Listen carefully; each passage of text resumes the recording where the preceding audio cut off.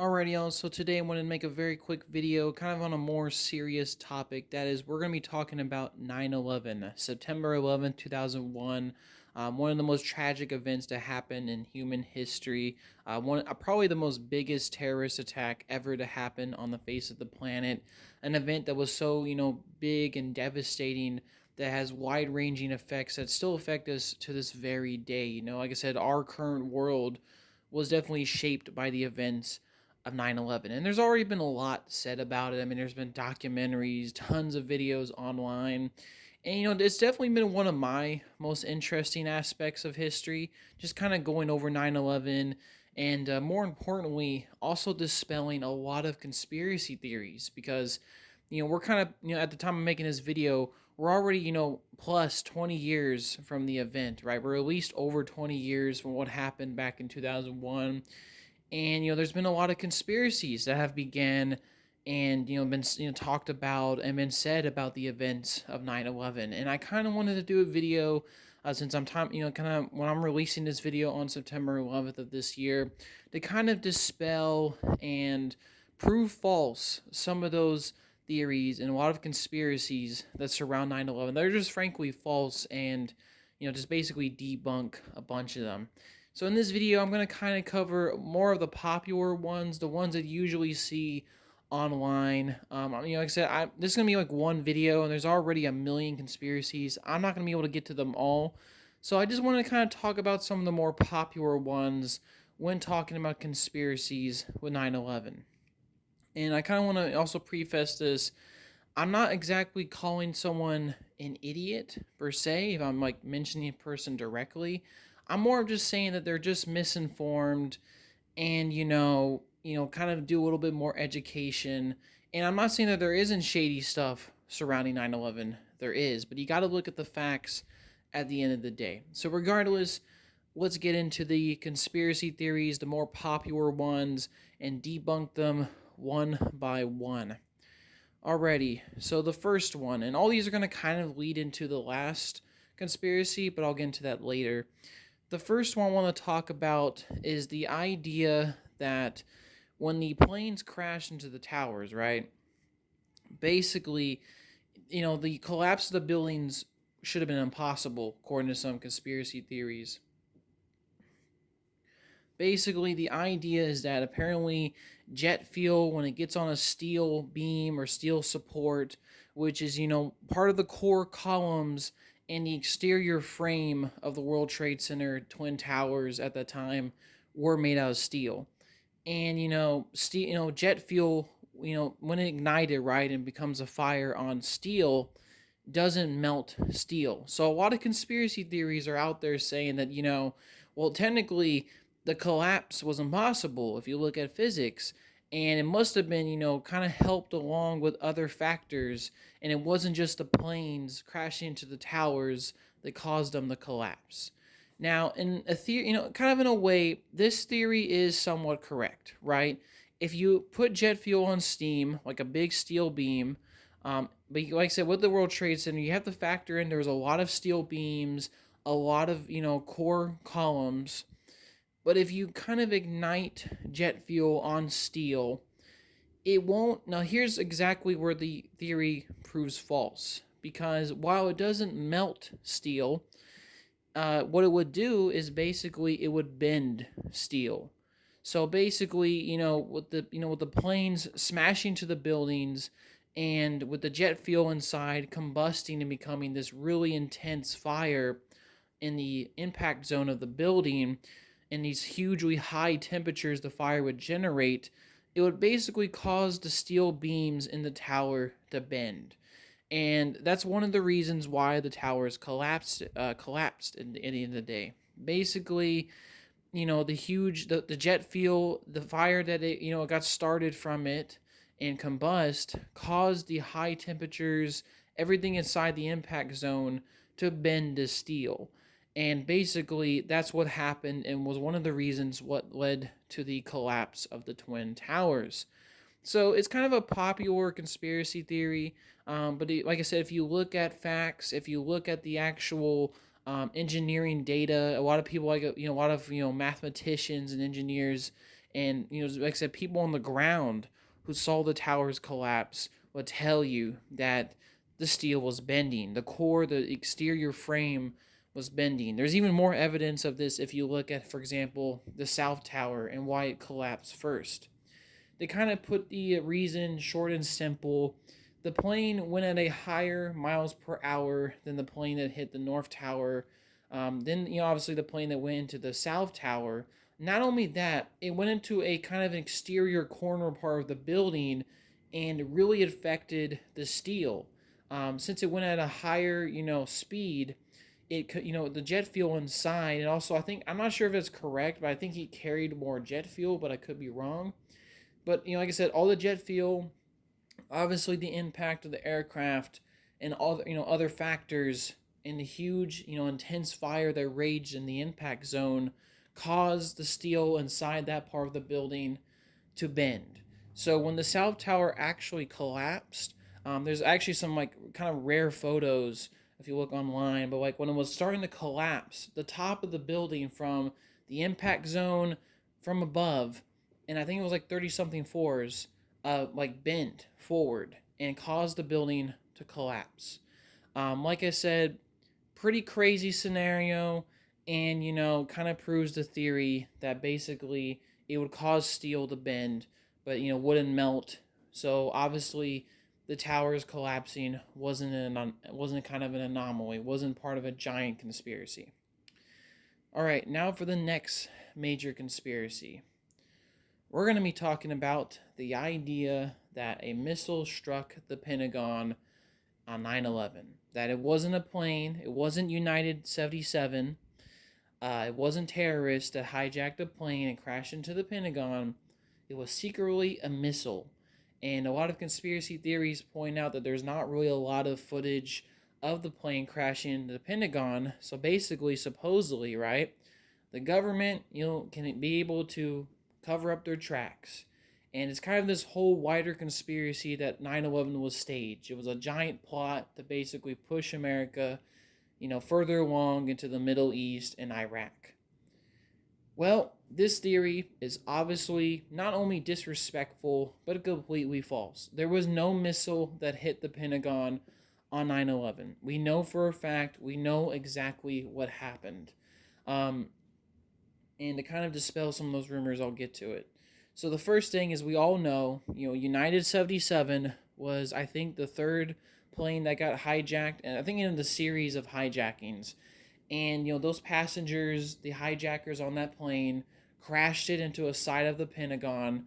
And there's even evidence to prove that a plane crashed into the Pentagon. Not only they found fragments of a plane inside the Pentagon, but also the fact that when it kind of went in to crash into the Pentagon, it hit a couple street poles and lights, and I think it hit a generator. So some conspiracy theories, how is that going to explain a missile? A missile wouldn't really do that.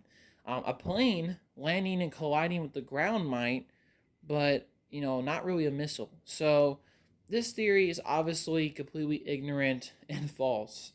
It's also extremely disrespectful to all the people who died on United 77, because those people were indeed very real, and it wasn't a giant hoax. It was a plane that got hijacked by hijackers of I can't even say the terrorist group name, Al Qaeda, and crashed into the Pentagon. So that kind of dispels the theory. I think the truth speaks more for itself there. A plane crashed into the Pentagon. Really, end of story there. Alrighty, now for the next major conspiracy theory. This one is usually the primary one that gets mentioned all the time in conspiracy theory, just because of the weird circumstances surrounding it. That is, we're going to be talking about World Trade Center Building 7 collapsing later on in 9/11. Now, this is the biggest red flag for conspiracy theories, and they always point to this building collapsing later on in the day because it basically means 9/11 had to be staged. Why is this building collapsing way later? Because in the morning, I think around 10 to 10:30 a.m., the 9/11 twin towers, right, collapsed, right? That those big two towers collapsed, and a lot of things surrounding it, because a lot of people forget the World Trade Center wasn't just the two towers. It was a giant complex of buildings. I think there was building 4, there was also the Marriott Hotel, and it was like just a bunch of buildings surrounding it. It was a giant complex. And, people kind of think, well, it collapsed later because there was another part of the building that was a little bit farther away from the Twin Towers. That is Building 7. But if you look at the facts and you look at the circumstances surrounding it, it's not a giant conspiracy. So on 9/11, in the morning, the Twin Towers collapsed. Building 7 collapsed around 5 in the evening. So that's obviously a significant time later in the afternoon where everyone's on the ground, probably trying to find survivors and clean up the rubble. Now, what exactly happened? Well, obviously the building collapsed and it kind of came out of nowhere. Luckily, it was caught on video, so we were able to see it collapse. And luckily, there was no other, there was no other people in the building. That whole area had been already kind of evacuated, and luckily, there was no casualties. That being said, a lot of people point out, why did this happen? Well, the reality of the situation was, um, really, it was from the aftermath of the Twin Towers collapsing. So when the plane hit the North Tower at the beginning of the morning, debris from that and eventually the collapsing of the tower itself launched jet fuel, other debris, and just kind of like the whole aftermath of that situation scattered to the Building 7. It kind of, like I said, the jet fuel, the other combustible items, in general, just the debris smashing into the building, it caused kind of a domino effect. So it was kind of an after effects of the towers collapsing. And this was actually common for a lot of buildings surrounding the World Trade Center when the towers collapsed. Because people were worried, especially firefighters on the ground, that these buildings could get started fires and eventually rage hard enough to eventually cause a collapse of a building. And this is exactly what happened here. Basically, a lot of conspiracy theories don't want to show you photos, but there's actually photos online where you can look at World Trade Center 7 and you can see a pretty intense fire and some damage to the building, which basically points to the fact that, this building was damaged from the fallout of the North Tower and in general the World Trade Center, both of the towers collapsing, to be honest. And, I think, for if I remember correctly, World Trade Center, what happened after that was, after the towers collapsed, the resulting aftermath, caused combustible fires and caused building damage slowly over time in the building. It wasn't like a quick process, it was a slowly deteriorating situation. Even firefighters on the ground on 9/11, even knew this. They were worried that a lot of other buildings surrounding the World Trade Center would collapse due to the fact that they could start these massive fires and, collapse these steel-like buildings. And, like I said, if you look at a situation like the World Trade Center, and kind of a theory we already did, disproved, eventually these fires got hot enough, the temperatures were too high that would bend the steel support columns in the building, and eventually cause a domino effect and collapse it. And this is exactly what happened with World Trade Center 7. These fires were raging long enough. They were causing a lot of damage. They were slowly bending the steel supports of the building, and, collapsed the building. And, like I said, firefighters knew this. This is why the building was evacuated so early on in the day, also due to the fact that, the Twin Towers collapsed. But that's besides the point. Firefighters knew that basically World Trade Center 7, due to the whole situation with the deteriorating fires, the building most likely would have collapsed. I'm not sure if they knew exactly when, but they probably knew the building wouldn't stand for much longer. That's why, like I said, they evacuated that area, and eventually, the building collapsed at 5 in the afternoon. Now, there's another point of this I want to mention because it kind of gets brought up a lot. That is the idea that, basically it was a British news report that came out right before, I think it was like an hour, maybe two, before World Trade Center 7 collapsed.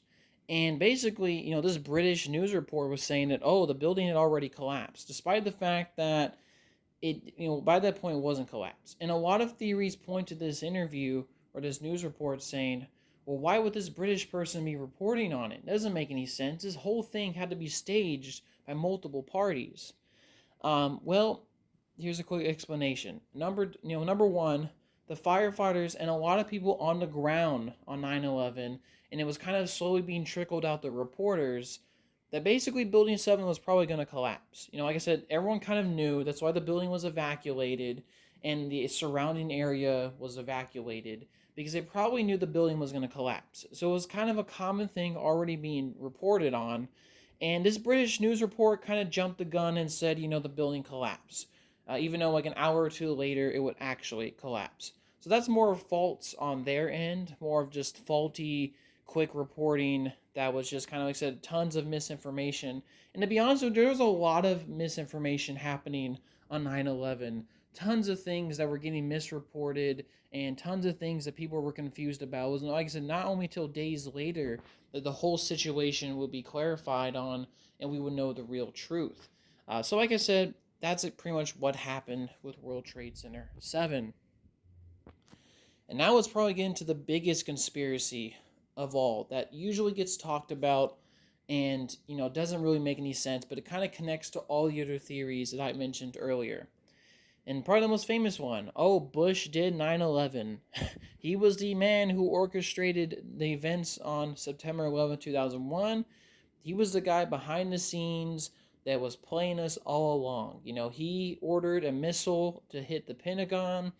He ordered bombs allegedly in the World Trade Center to basically have a plane collide with it as a cover to basically use military style bombs or whatever to detonate the building and make it look like it really collapsed due to the planes. And basically, this was a giant elaborate scheme to basically pull America into invading Afghanistan and invade Iraq in 2003 and just begin this whole war on terror that would last for many years after the fact. And like I said, people point to other examples, like the whole situation in the classroom where Bush just kind of stood still when he got the news reported on that basically, I don't know if like it was reported like the South Tower got hit or something along the lines like there was a real terrorist attack. Everyone knew it. Now, this one gets reported all the time, and people think this was just an elaborate setup by Bush. Obviously, this is fake. This doesn't make any sense when you look at the facts and you look at the state of things and the way things happened. Number one, the bomb thing in the World Trade Center. That doesn't make any sense. You're going to tell me that you got hijackers, right, to hijack planes and crash them into the World Trade Center, but you also, put bombs in there to make it look like, you know, it was a plane that did it. What? That doesn't make any sense. You might as well forget the planes and just say it was some kind of other reason why there's an explosion at the World Trade Center. And plus, the hijackers would have to know exactly the area where the bombs were in like I said, the specific area in the building. And it's just way too precise and inconsistent when you look at the fact that, the first plane hit near the top of the North Tower and the second plane hit near the corner on the kind of middle to up area of the South Tower. It doesn't make any sense. And like I said, we already disproved the Pentagon thing. And, Bush doing this elaborate thing doesn't make any sense just because of the way he was acting that day. Now, I kind of viewed the classroom as kind of saving face. I think Bush was trying to save face for the children and not make them worry, which, your opinions on that could be whatever. But the way Bush reacted that day definitely was not in line with him supposedly being the guy that masterminded all this. He doesn't act like someone who's in charge of a plan. He acts like someone that was actually shocked and reacted to a situation because, I think throughout the day he was in Air Force One. And like I said, there was tons of misinformation going on at that time. And Air Force One would be in the air pretty much all day on 9/11 because they were worried for the president's safety and they were getting tons of these, weird threats that didn't, like I said, didn't exactly to be true, but, were false. So That doesn't make any sense. And plus, there would be some kind of paper trail. There would be some kind of documentation, something to indicate that Bush, set this whole thing up. It doesn't make any sense, right? It just doesn't make any sense when you look at it deep down with the facts. It just doesn't make sense. The whole Iraq thing was probably going to happen at some point in Bush's presidency, or maybe it wouldn't have, depending on the fact if he got a second term. I just do think like he definitely, I think, profited from 9/11 a little bit, just because he was able to push the country into a war on terror much more easier. It's kind of like the Roosevelt thing in World War II. He wanted to get in World War II, but not everyone was wanting to jump into a major war. And then Pearl Harbor happened, and then everyone in the country galvanized around him, and of course got everyone. He kind of used that situation to get everyone in Europe. Germany declared war on the United States. But either way, the idea that Bush set this whole thing up is ridiculous. Obviously, he did profit from the situation, but him being the mastermind, Bush did 9/11. While I do think it's really funny and hilarious to say it, obviously, it's really false and doesn't make any sense. Alright, y'all, so this was kind of a big, quick video. I don't usually do history-like videos, but I did want to do something a little bit for 9/11 and kind of, like I said, give you a history lesson, kind of debunk some major conspiracy theories. I did a little bit of research into these.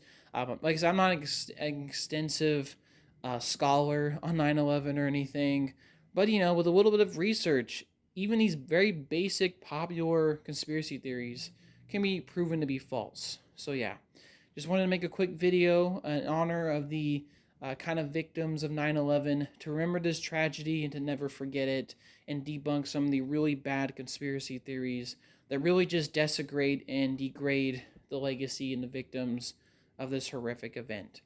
Alright, y'all, hope you have a good day, and peace, y'all.